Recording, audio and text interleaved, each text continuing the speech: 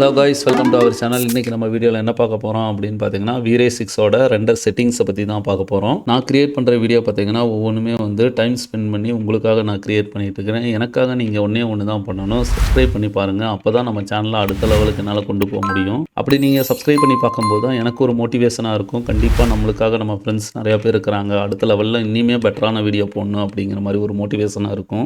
Subscribe பண்ணி பார்ப்பீங்கன்னு நினைக்கிறேன். கண்டிப்பாக உங்களுக்கு ஏதாச்சும் டவுட் இருந்துச்சுன்னா கமெண்ட் பாக்ஸில் கமெண்ட் பண்ணுங்கள். வாங்க வீடியோக்குள்ளே போகலாம். காய்ஸ், ஒரு நார்மலாக ஒரு ரெண்டர் எடுக்கணும் அப்படின்னு பார்த்தீங்கன்னா 3 விஷயம் தேவைப்படும்.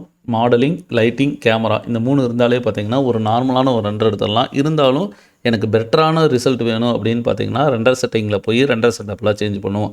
அந்த மாதிரி Vray 6ல் எந்த மாதிரியெல்லாம் ஈஸியான ரெண்டர் செட்டப்லாம் கொடுத்துருக்காங்க அப்படிங்கிறத ஃபஸ்ட்டு பார்த்துடலாம். ஃபஸ்ட்டு வந்து இந்த இடத்துல எனக்கு ஒரு சப்ஜெக்ட் வேணும். சப்ஜெக்ட்டுக்கு நான் என்ன பண்ணிக்கிறேன் அப்படின்னு பார்த்தீங்கன்னா Vray டூல் பாரில் இங்கே பாருங்கள், கோயாஸ் குரூப், அதாவது காஸ்மோஸ் ப்ரௌசர் அப்படின்ட்டு பார்த்தீங்களா. இந்த காஸ்மோஸ் ப்ரௌசரை வந்து ஓப்பன் பண்ணிக்கிறேன். இந்த காஸ்மோஸ் ப்ரௌசரில் வந்து நிறையா மாடல்ஸ் இருக்குது. எல்லாத்தையுமே வந்து ஆன்லைனில் பாருங்கள். உங்களுக்கு பிடிச்ச மாடல்ஸ் எல்லாத்தையுமே வந்து டவுன்லோட் கொடுத்து உங்களோட பாத்தில் நீங்கள் சேவ் பண்ணி வச்சிட்டிங்கனால போதும். அழகாக வந்து என்ன மாடல் வேணாலும் டக்கு டக்குன்னு எடுத்து வந்து யூஸ் பண்ணுற மாதிரி இருக்கும். இப்போ எக்ஸாம்பிளுக்கு நான் 3Dயில் பார்த்தீங்கன்னா வெஹிக்கல்ஸ், அதாவது வெஜிடேஷன்ஸ் போயிடுச்சு, வெஹிக்கல்ஸ் போயிடுறேன். வெஹிக்கல்ஸில் இந்த கார் இருக்குது பார்த்தீங்களா, இதை நான் ட்ராக் பண்ணி கொண்டு வந்து நம்ம ஸ்டேஜில் வந்து இம்போர்ட் பண்ணிடுறேன். இப்போ கார் வந்து இந்த இடத்துல நான் இம்போர்ட் பண்ணியிருக்கேன். கார் வந்து நார்மலாகவே பார்த்தீங்கன்னா ஒரு ரெட் கலரில் இருக்குது. கலர் மாற்றினாலும் கூட நம்ம மாற்றிக்கலாம், அது வந்து பிரச்சனை இல்லை. சரி, காருங்கிறது ஒரு மாடல் கிடச்சிச்சு. மாடலுக்கு அப்புறம் நம்ம என்ன பண்ணுவோம், உங்களோட கேமரா வந்து செட் பண்ணணும். எந்த ஆங்கிளில் வேணாலும் கேமரா செட் பண்ணிக்கலாம். இந்த ஆங்கிள் தான் அப்படின்ட்டு கிடையாது. நான் வந்து பெர்ஸ்பெக்டிவ்ல கேமரா செட் பண்ணுறதுனால Vray டூல் பாரில் இருக்கிற பிசிக்கல் கேமராவை ஒரு கிளிக் மட்டும் பண்ணுறேன். டக்குன்னு பார்த்தீங்கன்னா எனக்கு கேமரா வியூ வந்து செட் ஆயிருச்சு. நெக்ஸ்ட் கேமரா செட் பண்ண அடுத்த செகண்ட் என்ன பண்ணிக்கலாம்னா ரெண்டர் செட்டப் வந்து ஓப்பன் பண்ணுங்க. ஏன்னா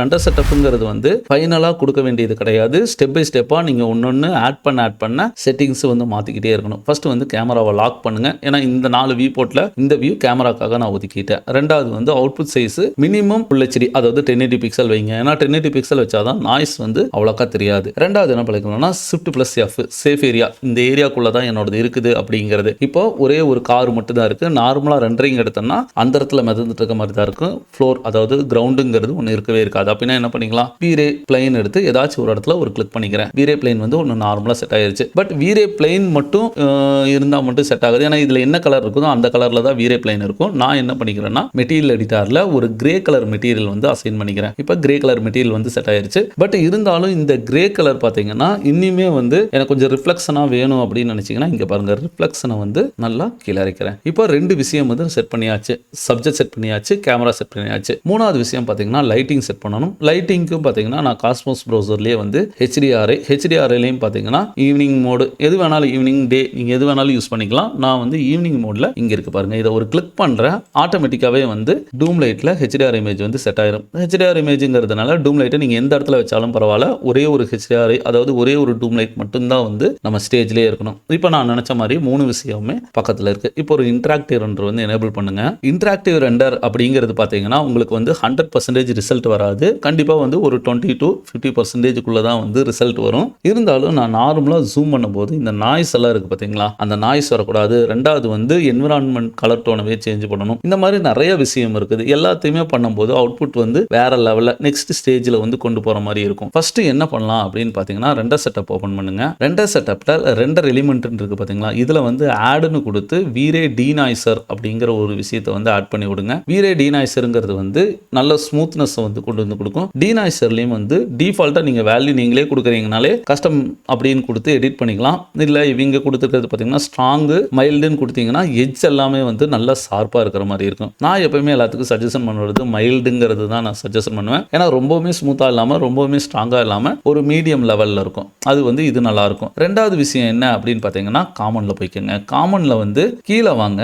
கீழே வந்தீங்கன்னா உங்களோட ரெண்டரிங் அவுட்புட், ஏன்னா ஃபைனல் இப்போ வந்து எல்லா ரெண்டர் செட்டப்லாம் முடிஞ்சுட்டு ரெண்டரிங் ஃபைனல் அவுட்புட் கொடுக்கும்போது ஏன்னா ஒரு 2 மணி நேரம் காட்டுதுன்னு வச்சுக்கோங்க. எக்ஸாம்பிளுக்கு ரெண்டர் ஆகிறதுக்கு ஃபுல்லாக ரெண்டர் ஆகிறதுக்கு ஒரு 2 மணி நேரம் காட்டுதுன்னா 2 மணி நேரம் உட்காந்துட்டு இருக்க முடியாது நம்மளால. கண்டிப்பாக எங்கேயாச்சும் கடைக்கு ஏதாச்சும் போவோம். அந்த டைமில் வந்து ஃபுல்லாகவே ரெண்டர் ஆகி ஆட்டோமேட்டிக்காகவே சேவ் ஆகணும் அப்படின்னு நினச்சிங்கன்னா ரெண்டர் அவுட்புட் இருக்குது பார்த்தீங்களா, இதில் ஃபைலுங்கிறது கிளிக் பண்ணுங்கள். உங்களோட அவுட்புட் சைஸ் என்ன சைஸில் வேணாலும் நீங்கள் சேவ் பண்ணி JPEG கொடுத்துட்டு சேவ் கொடுத்துட்டு ஃபுல் ஹெச்டி கொடுத்துட்டு பெஸ்ட்னு கொடுத்துட்டு ஓகே பண்ணிருங்க. இப்போ என்ன ஆயிருக்குன்னா நான் டெஸ்க்டாப்ல வந்து இந்த நேம்ல வந்து சேவ் பண்ணிருங்க அப்படிங்கிற அர்த்தம். அதுக்கப்புறம் வீரே அப்படிங்கிற ஆப்ஷனுக்குள்ள போயிருங்க. வீரேக்குள்ள ஃபர்ஸ்ட் ஒன்னு இருக்கு ஃப்ரேம் பஃபர் அப்படிங்கிறது. இந்த ஃப்ரேம் பஃபர் அப்படிங்கிறது என்னன்னா, இப்போ நீங்க இங்க பாத்துருக்கீங்க பாத்தீங்களா ஒரு ப்ரிவ்யூ, இந்த அவுட்புட் எடுக்கிறதா வந்து ஃப்ரேம் பஃபர்னு சொல்லுவாங்க. இந்த ஃப்ரேம் பஃபர் வந்து எனேபிள் பண்ணியே இருக்கட்டும் எப்பயுமே. சோ லாஸ்ட் ஃப்ரேம் அப்படிங்கிறது இதை நான் க்ளோஸ் பண்ணாலும் இதை ஓபன் பண்ணனா லாஸ்ட் ஃப்ரேம்ல என்ன ரெண்டர் ஆயிருக்குதோ அந்த ரெண்டர் வந்து எனக்கு இந்த இடத்துல காட்டும். ரீசெட் ஃப்ரேம் பஃபர் அப்படிங்கிறது வந்து இது வந்து ஃபர்ஸ்ட் ஃப்ரேம் பஃபர் ஓபன் பண்ணும்போது 3ds Max இருக்கும்போது, ஏன்னா இந்த ஃப்ரேம் பஃபர் அவங்க எந்த இடத்துல வேணாலும் வச்சிருக்கலாம். இப்போ ரீசெட் கொடுத்தீங்கன்னா மறுபடியும் அதே இடத்துல போய் நின்னுக்கும். இதுதான் வந்து ஃப்ரேம் பஃபரோட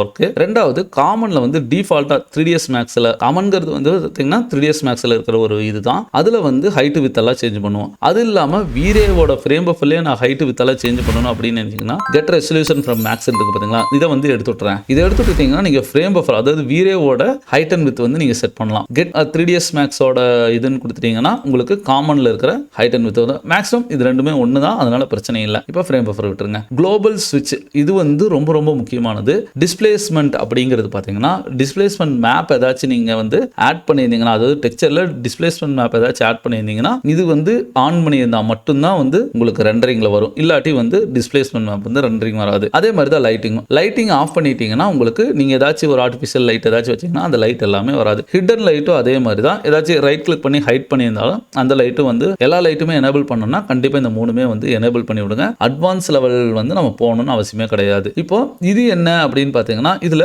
ஓவர்ரைட் மெட்டீரியல்ங்கிறது ரொம்ப ரொம்ப முக்கியமானது. இப்போ கலர் வேல்யூ வந்து செக் பண்ணி பார்க்கணும் அப்படின்னா ஒயிட் கலர் போட்டு ஏதாச்சும் ஒரு கலர், முக்கியமாக வந்து நான் வந்து அதிகமாக செக் பண்ணுறது ஒயிட் கலர் வச்சு தான் செக் பண்ணுவேன். இந்த மாடலில் பார்த்தீங்கன்னா ஆல்ரெடி மெட்டீரியல் அப்ளை பண்ணியிருக்காங்க. பட் எனக்கு எல்லாமே வந்து ஒயிட் கலரில் இருக்க மாதிரி ஒரு இல்யூஷன் காட்டணும். ஆனால் மெட்டீரியலில் வந்து நான் சேஞ்ச் பண்ணக்கூடாது. நார்மலாக இந்த காருக்கு மெட்டீரியல் அப்ளை பண்ணேன்னு என்ன பண்ணுவோம், மெட்டீரியல் எடிட்டரில் போய் ஏதாச்சும் ஒரு மெட்டீரியல் செலக்ட் பண்ணி அப்ளை பண்ணுவோம். இந்த டைம் நீங்கள் என்ன பண்ணீங்கன்னா ஓவர்ரைட் மெட்டீரியல்ங்கிறத டிக் ஆன் பண்ணி விட்டுட்டு ஏதாச்சும் ஒரு மெட்டீரியல், இப்போ எக்ஸாம்பிளுக்கு இந்த ஒயிட் எடுத்து ட்ராக் பண்ணி நான் கொடுத்து இன்ஸ்டன்ட் கொடுத்துறேன். இப்போ ஒயிட் கலர் மெட்டீரியல் வந்து இங்கே இருக்குது. இப்போ பாருங்க ஒருக்கா ஃப்ரேம் பஃபரை ஸ்டாப் பண்ணிட்டு மறுபடியும் ரிஃப்ரெஷ் பண்ணுறேன். இப்போ நம்ம ஏரியா ஃபுல்லாகவே என்ன இருக்கு, என்ன கலர் ஓவர்ரைட் மெட்டீரியல் கொடுத்துருக்கீங்களோ அந்த மெட்டீரியலுக்கு வந்து சேஞ்ச் ஆயிரும். இப்போ நீங்க கேட்கலாம் ப்ரோ இந்த மெட்டீரியலுக்கு வந்து நான் ஏதாச்சும் ரிஃப்ளெக்ஷன் வச்சேன்னா சேஞ்ச் ஆகுமா? ரிஃப்ளெக்ஷன் வச்சு பாருங்க. 100% ரிஃப்ளெக்ஷன் வைக்கிறேன். ரிஃப்ளெக்ஷன் வைக்கும்போது ஆப்போசிட் ஏதாவது ரிஃப்ளெக்ஷன் ஆகுதுமா? நீங்க என்ன பண்றீங்களோ அந்த மெட்டீரியல்ல அது எல்லாமே வந்து இந்த இடத்துல அழகா ஒர்க் ஆகும். கலர் டோன் நான் மாத்துறேன் அப்படின்னாலும் கூட கலர் டோன் நீங்க என்ன கலர் டோன் கொடுத்தாலும் அந்த கலர் டோன் கூட மாறும். இதுதான் வந்து ஓவர்ரைட் மெட்டீரியலோட ஒரு பிளஸ். உங்களுக்கு எல்லாமே முடிஞ்சிருச்சு, சன்லைட் எல்லாம் ப்ராப்பரா இருக்குது, கலர் டெப்த் எல்லாம் எனக்கு ஓகே ப்ரோ, ஏன்னா ஒரு ஒயிட் கலர்ல வைக்கும்போது ப்ராப்பரா எல்லாமே ஓகே ஆயிடுச்சு அப்படிங்கும்போது இந்த ஓவர்ரைட் இந்த மெட்டீரியல் ரைட் கிளிக் பண்ணி கிளியர் பண்ணலாம். அப்படி இல்லாட்டி இந்த டிக்கை மட்டும் எடுத்துட்டுருங்க. இப்போ ஸ்டாப் பண்ணிட்டு மறுபடியும் ரீப்ரெஸ் பண்ணீங்கன்னா உங்களோட மெட்டீரியல் வந்து மறுபடியும் ரீலோட் ஆயிரும். நெக்ஸ்ட் என்ன பண்ணலாம் பார்த்தீங்கன்னா ஐபிஆர் ஆப்ஷன் அப்படிங்கிறது வந்து இன்டராக்டிவ் ரெண்டர் தான் வந்து ஐபிஆர் அப்படிம்பாங்க. இது ஆல்ரெடி இன்டராக்டிவ்ல தான் இருக்கு. இப்போ நான் ஸ்டாப் பண்ணிடுறேன். ஸ்டார்ட் ஐபிஆர்னு கொடுத்தீங்கன்னா டைரக்டாவே வந்து இன்டராக்டிவ் ரெண்டர் வந்து எனேபிள் ஆயிரும். இதுக்கப்புறம் என்னன்னு பார்த்தீங்கன்னா இமேஜ் சாம்பிளர். இமேஜ் சாம்பிளர்ல ரெண்டு டைப் இருக்குது,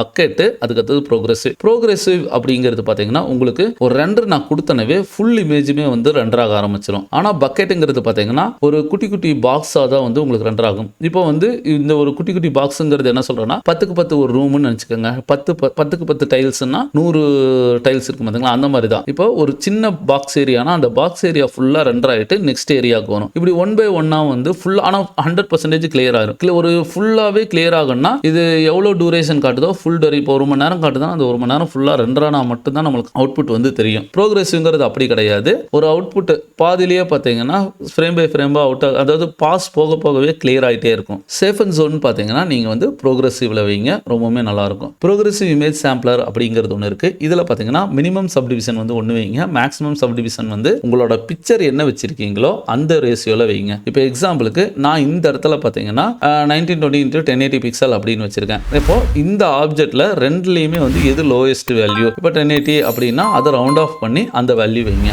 இப்போ நான் வந்து ஒரு 1000 அப்படின்னு வைக்கிறேன். ஏன் இந்த வேல்யூ நான் வைக்கிறேன் அப்படின்னு பார்த்தீங்கன்னா நம்மளோட பிக்சரோட பிக்சல் பேஸ் பண்ணி தான் வந்து ரெண்டரிங் ஆகும். ஒவ்வொரு பிக்சல்லையுமே வந்து அந்த நாய்ஸ் வரக்கூடாதுன்னா இந்த மாதிரி வந்து சப்டிவிஷன் வந்து கொடுக்கலாம். அதுக்கு அடுத்து பார்த்தீங்கன்னா மேக்ஸிமம் ரெண்டர் டைமிங் அப்படின்னு பார்த்தீங்கன்னா இப்போ நார்மலாக வந்து இந்த ரெண்டரிங் நான் கொடுக்குறேன்னா எவ்வளோ நேரம் ஆகும்னு சொல்ல முடியாது. அரை மணி நேரத்தில் முடியலாம், 1 மணி நேரத்தில் முடியலாம், எவ்வளோ வேணாலும் இருக்கலாம். ஆனால் வந்து நான் ரெண்டரிங் கொடுக்கும்போது எனக்கு 2 நிமிஷத்தில் வந்து ரெண்டரிங் கட் ஆயிரும். அது என்ன எவ்வளோ முட்டை ஆயிருக்கும் பரவாயில்ல, 2 நிமிஷத்தில் ஸ்டாப் ஆகணும் அப்படின்னா நீங்கள் வந்து டைம் வந்து செட் பண்ணலாம். இப்போ நாய்ஸ் த்ரெஷோல்ட் அப்படின்னு பார்த்தீங்கன்னா இப்போ வந்து மினிமம் வேல்யூவாக இருக்குது 0.01 அப்படிங்கிறது நாய்ஸ் கண்டிப்பாக வரத்தான் செய்யும். அதுவே நான் இதை இன்க்ரீஸ் பண்ணுறேன், அதாவது வேல்யூ வந்து கொஞ்சம் கம்மி கம்மி பண்ணுறேன்னு வச்சுக்கோங்க, 0.001 அப்படின்னா ரொம்ப லோயஸ்ட் வேல்யூ. இந்த வேல்யூ கொடுக்கும்போது ரெண்டரிங் டைம் வந்து இன்னுமே அதிகமாகும். ஓகேங்களா, அந்த டைமில் இப்போ ஒரு அரை மணி நேரத்தில் எனக்கு ரெண்டர் வந்து கிளியர் ஆகுது அப்படின்னு பார்த்தீங்கன்னா, எனக்கு ஒரு 3 மினிட்ஸ் இல்லாட்டி ஒரு 4 மினிட்ஸ்லேயே வந்து ஓரளவுக்கு ஒரு ரெண்டரிங் நல்லா இருக்கு. இப்போ எப்படி இன்ட்ராக்டிவ் ரெண்டர் ஓரளவுக்கு நல்லா இருக்கு, இது ஃபைனல் அவுட்புட் இல்லை இருந்தாலும் ஒரு இன்ட்ராக்டிவ் நல்லா இருக்குன்னா, இப்போ ஒரு அரை மணி நேரம் நீங்கள் வெயிட் பண்ணணும்னு அவசியம் இல்லை. அந்த ஒரு 4 மினிட்ஸ் to 5 மினிட்ஸ் இருக்கு பார்த்தீங்களா, 5ன்னு கொடுத்துட்டீங்கன்னா ஒரு 5 நிமிஷத்துலேயே வந்து கட் ஆயிரும். அதுதான் வந்து இந்த இடத்துல மினிட்ஸ் கொடுக்குறது. அதுக்கு அடுத்தது ஃபில்டர் அப்படிங்கிறது வந்து கேமராவில் நம்ம போடுற ஃபில்டர் எஃபெக்ட் மாதிரி தான். இதில் வந்து ஃபில்டர் டைப் பார்த்தீங்கன்னா நிறைய ப்ரீசெட் கொடுத்துருப்பாங்க. ஏரியாவுக்கு ஏற்ற மாதிரி, அதாவது நீங்கள் வைக்கிற சீக்வன்ஸ்க்கு ஏற்ற மாதிரி ப்ரீசெட் வந்து மாற்றிக்கலாம். நான் அதிகமாக கொடுக்குறது பார்த்தீங்கன்னா ஏரியா அப்படிங்கிறது கொடுப்பேன். இது வந்து ரொம்பவுமே நல்லா இருக்கும் ஃபில்டர் கலருக்கு. நெக்ஸ்ட் அது கீழே பார்த்தீங்கன்னா என்விரான்மெண்ட் வந்து இப்போதைக்கு நம்மளுக்கு தேவையில்லை. அதே மாதிரி என்விரான்மெண்ட்டுங்கிறது பார்த்தீங்கன்னா நான் டூம் லைட் யூஸ் பண்ணி இருக்கிறதுனால எனக்கு என்விரான்மெண்ட் ஒர்க்கும் ஆகாது. என்விரான்மெண்ட் எங்கே இருக்குன்னு பார்த்தீங்கன்னா ரெண்டரிங்கில் பார்த்தீங்கன்னா என்விரான்மெண்ட்னு ஒரு ஆப்ஷன்ஸில் தான் இருக்கும். சன்லைட் கிரியேட் பண்ணும்போது இங்கே கிரியேட் ஆகும். பட் இப்போதைக்கு நான் என்விரான்மெண்ட்டுக்கு பொதுவாக டூம் லைட் செட் பண்ணியிருக்கனால நான் என்விரான்மெண்ட்டை வந்து ஸ்கிப் பண்ணிடுறேன். கலர் மேப்பிங் ரொம்ப ரொம்ப முக்கியமானது. என்ன அப்படின்னு பார்த்தீங்கன்னா உங்களோட கலர்னாலே என்னன்னா பிளாக் அண்ட் ஒயிட், அதாவது ப்ளீச் வந்து, அதாவது ப்ளீச் ஏதாச்சும் இருந்துச்சுன்னா அதை வந்து ரெடியூஸ் பண்ணும். ரெண்டாவது வந்து ஓவர் பிரைட்னஸ் இருந்தாலும் அதையும் கொஞ்சம் கம்மி பண்ணும். டார்க்னஸ் இருந்தாலும் பிரைட்னஸை நம்ம இம்ப்ரூவ் பண்ணலாம். ஒரு பிக்சரில் டார்க்கு லைட்டு ரொம்ப அதிகமாக லைட் இருந்தாலும் ரெடியூஸ் பண்ணலாம், லைட்டே இல்லாட்டியும் கூட இன்க்ரீஸ் பண்ணலாம். அதுக்கு தான் வந்து உங்களுக்கு கலர் மேப்பிங்கில் பார்த்தீங்கன்னா லீனியர் இது எல்லாத்தையும் பற்றி, அதாவது கலர் மேப்பிங்கை பற்றி பார்த்தீங்கன்னா ஒரு வீடியோ போட்டிருக்கேன். அந்த வீடியோ லிங்க் வந்து டிஸ்கிரிப்ஷனில் கொடுத்துருங்க, ஃபுல்லாக செக் பண்ணி பாருங்கள், கண்டிப்பாக யூஸ்ஃபுல்லாக இருக்கும். இதில் ரொம்ப ரொம்ப முக்கியமானது பார்த்தீங்கன்னா ரெயின் கார்டு கொடுத்துட்டாலே போதும், மேலே இருக்கிறது எல்லாமே வந்து ஒர்க் பண்ண மாதிரி தான். ஏன்னா எல்லாத்தையோட ஆப்ஷன்ஸ் தான் வந்து ரெயின் கார்டில் ஒன்றில் கொடுத்துருக்காங்க. இதில் மல்டிப்ளேயர் அப்படின்ட்டு இருக்கு பார்த்தீங்களா, இது வந்து பவரை இன்க்ரீஸ் பண்ணும். பர்ன் வேல்யூங்கிறது வந்து இன்க்ரீஸ் பண்ணும்போது ப்ளீச் ஆகிறத வந்து ரெடியூஸ் பண்ணும். அதுதான் வந்து இங்கே இருக்கிறது. அதுக்கப்புறம் கேமரா அப்படிங்கிறது பார்த்தீங்கன்னா உங்களுக்கு ஆட்டோமேட்டிக்காக நம்ம கேமரால இருந்து எக்ஸ்போசர் கொடுக்கணுமா இல்லை வந்து ஒயிட் பேலன்ஸ் கொடுக்கணும். ஒயிட் பேலன்ஸுங்கிறது கெல்வின் வேல்யூ பேஸ் பண்ணி வரும். எக்ஸ்போசருங்கிறது ஓவராலாக பிரைட்னஸ் இருந்துச்சுன்னா அதை வந்து மீடியமாக கொண்டு வந்துடும். இப்போ பாருங்க, இது இல்லாமல் சிஸ்டமே வந்து ரெகனைஸ் பண்ணி எந்த அளவுக்கு பிரைட்னஸ் வேணும் அப்படிங்கிறத இது வச்சு எனேபிள் பண்ணிக்கலாம். பட் எனக்கு இப்போதைக்கு தேவையில்லைங்கிறதுனால நான் இது வந்து கொடுக்கல. ஏன்னா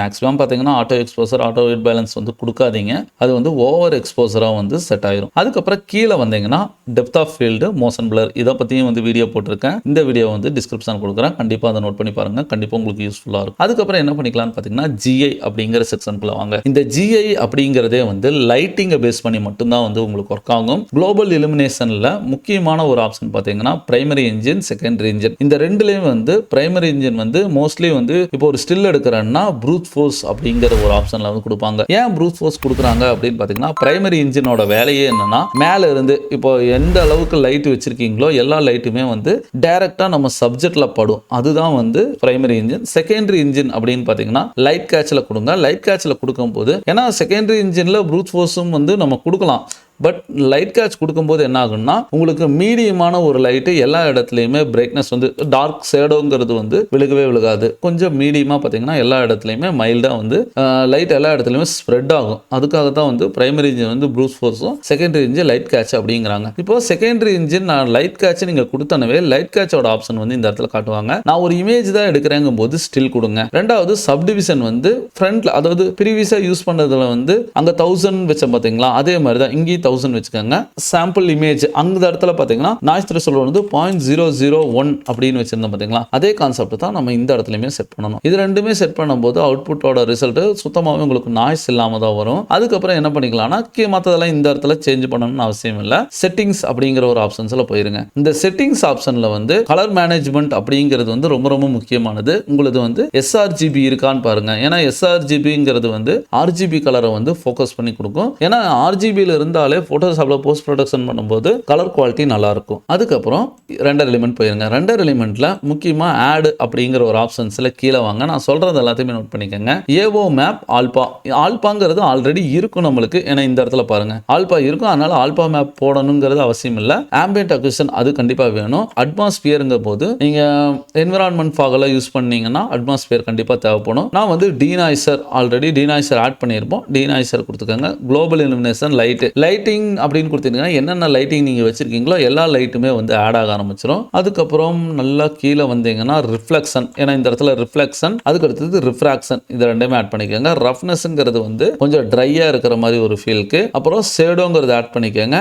செல்ஃப் இலுமினேஷன்ங்கிறது வந்து லைட் மெட்டீரியல் யூஸ் பண்ணியிருந்தா மட்டும்தான். நான் இங்கே வந்து மெட்டீரியல்ங்கிறது எதுவும் யூஸ் பண்ணல, அதனால அது எனக்கு இப்போ தேவையில்லை. அதுக்கப்புறம் ஃபைனலாக கீழே வந்தீங்கன்னா ஸ்பெக்குலாரும் ஒயர் கலர் இதை மட்டும் ஆட் பண்ணிக்கோங்க. இப்போ நான் சொன்ன இந்த 2 எலிமெண்ட் மட்டும் நீங்கள் ஆட் பண்ணால் போதும், மற்றதெல்லாம் ஆட் பண்ணணும்னு அவசியம் கிடையாது. இதெல்லாமே ஒன்ஸ் கொடுத்துட்டீங்கன்னா டீனாய்சர் மட்டும் உங்களுக்கு மைல்டு இருக்கா அப்படிங்கிறது ஒருக்கா செக் பண்ணிக்கோங்க. இதுகளெல்லாம் கொடுத்துட்டு ஃபைனல் அவுட்புட் கொடுத்துட்டீங்கனாலே போதும், அவுட்புட் வந்து நல்ல ஒரு ரிசல்ட் வந்து கிடைச்சிரும். இதுக்கப்புறம் என்ன பண்ணிக்கலாம்னா போஸ்ட் ப்ரொடக்ஷனுக்காக இப்போ நான் இங்கே கொடுத்தனவே இந்த இடத்துல பாருங்க, நான் கொடுத்த எல்லா மேப்புமே இந்த இடத்துல லோட் ஆயிருச்சுங்களா. அதுக்கப்புறம் ஃபைனலாக நம்ம இந்த மேப்பை லோட் பண்ணி கூட நீங்கள் ஈஸியாக அவுட்புட் வந்து கொண்டு போய்க்கலாம். ஃபைனல் காம்போசிட்டில் 2 எலிமெண்ட் கண்டிப்பாக தேவைப்படும். அப்பதான் நீங்க இங்க பார்க்குற ரிசல்ட்டை வந்து அக்யூரேட்டா நீங்க அங்க வந்து கொடுக்க முடியும். இல்ல நான் 2 எலிமெண்ட்ல வந்து ஒரு இமேஜை மட்டும் நான் தூக்கிட்டு போறேன் அப்படின்னு பாத்தீங்கன்னா உங்களால நீங்க நினைச்ச மாதிரி ரிசல்ட்டை வந்து கொடுக்க முடியாது. அது வந்து ரொம்ப ரொம்ப முக்கியம். சரி ப்ரோ, இப்போ நார்மலா நான் சேவ் பண்ணும்போது எனக்கு இந்த ஒரு இமேஜ் மட்டும் தானே சேவ் ஆகும், இல்ல ஆட்டோமேட்டிக்கா சேவ் பண்ணா எல்லா இமேஜும் வருமா? ஆட்டோமேட்டிக்கா நீங்க ஃபுல்லா சேவ் ஆகி முடிஞ்சுன்னா 2 எலிமெண்ட்ல இருக்கிற எல்லா இமேஜுமே வந்து சேவ் ஆயிரும். ஆனா இப்போ பாதியிலேயே எனக்கு இதுவே போதும் ப்ரோ, இந்த குவாலிட்டியே நல்லா இருக்கு அப்படின்னு நினைச்சீங்கன்னா, ஆனா எனக்கு எல்லா இமேஜும் அதாவது எல்லா பிளண்டிங் மோட் ஆப்ஷனுமே வேணும், இமேஜுமே வேணும். இப்போ வந்து எக்ஸாம்பிளுக்கு ரிஃப்ளெக்ஷன் அப்படின்னு கொடுக்குறேன். ரிஃப்ளெக்ஷன்னா சப்ஜெக்ட்ல ரிஃப்ளெக்ட் ஆகிறது மட்டுமே உங்களுக்கு ரிஃப்ளெக்ட் இனிமே அடுத்த லெவலுக்கு கொண்டு போய் கொடுக்கும். இதுல RGB கலர் கொடுத்தாதான் வந்து ஃபைனல் அவுட்புட் வந்து வரும். இப்போ லைட்டா ஜூம் பண்ணி பாருங்க. லைட்டா ஜூம் பண்ணும்போது குவாலிட்டி எனக்கு ஓரளவுக்கு வந்து நாய்ஸ் எல்லாம் இல்லாம பாருங்க, நல்ல கிளியரா வந்திருக்குங்களா. இதுக்காகத்தான் வந்து மெயினாக நாய்ஸ் ரிடக்ஷன் மற்ற எல்லா ஆப்ஷன்ஸுமே வந்து எடிட் பண்ணி போடுறது. சரி, எனக்கு இதுவே போதுன்னா நான் இந்த இடத்துல ஸ்டாப் பண்ணிக்கிறேன். சரி, இப்போ இந்த ஒரு இமேஜ் தானே இருக்கு, நிறைய இமேஜ் வேணும் அப்படின்னு நினைச்சீங்கன்னா ஃப்ரேம் பஃபர்லேயே இங்க இருக்கு பாருங்க, இந்த ஐகானை லாங் ப்ரெஸ் பண்ணுங்க. Save all image channel to separate file இருக்கு பாருங்களா, இதை கிளிக் பண்ணீங்கனாலே போதும். இப்போ நான் இந்த இடத்துல 01 அப்படின்னு கொடுத்துட்டு ஜேபக்லயே சேவ் கொடுத்துக்கிறேன். ஃபுல் பெஸ்ட் அதுலயே வந்து சேவ் கொடுத்துருங்க. இப்போ நம்ம சப்ஜெக்ட்ல பாத்தீங்கன்னாலே தெரியும், எல்லா மேப்புமே வந்து செப்பரேட்டா அதோட நேம் வைஸ் கொடுத்துறாங்க பாருங்க. வீரே லைட், இந்த இடத்துல global illumination, reflection, refraction, roughness, shadow, specular, wire கலருங்கிறது வந்து 2 கலருமே வந்து தனித்தனியா பிரிச்சு கொடுக்கிறது. ஏவோங்கிறது வந்து ஆம்பியன்ட் அக்யூசனோட வரும். டீநாய்சர்னா டீநாய்சர் மட்டுமே வந்து தனியா வந்திருக்கும். டீநாய்சர் இல்லாம RGBல போய் பாத்தீங்கன்னா அந்த டீநாய்சர் இல்லாத ஒரு ரிசல்ட் வந்து வந்திருக்கும். டீநாய்சர் இல்லாட்டி என்ன ஆகும், உங்களுக்கு நாய்ஸா தான் தெரியும். இது எல்லாத்தையுமே ஃபைனலா போட்டோஷாப்ல தூக்கிட்டு போகும்போது போஸ்ட் ப்ரொடக்ஷன் வேற லெவல்ல நல்லா இருக்கும். ஓகே ஃப்ரெண்ட்ஸ், இந்த 2 செட்டிங்ஸ் இருந்தாலே போதும், நீங்க வந்து அழகான ஒரு ரிசல்ட் வந்து எடுத்துற முடியும். எடுத்து பாருங்க, கண்டிப்பா யூஸ்ஃபுல்லா இருக்கும். நம்ம சேனலை சப்ஸ்கிரைப் பண்ணி பார்க்காட்டி சப்ஸ்கிரைப் பண்ணி பாருங்க. அப்பதான் நான் ஃபர்தரா அப்லோட் பண்ற வீடியோவெல்லாம் உங்களுக்கு நோட்டிபிகேஷன் வரும். வாழ்க தமிழ்.